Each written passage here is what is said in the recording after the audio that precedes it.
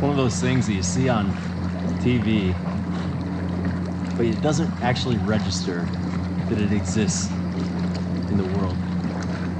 And then you see it, and it just blows your mind, you know, like you've never seen it before. Just, I mean, you can see it, you can feel it, you can touch it, you can watch it move. Oh, it's just a surreal experience.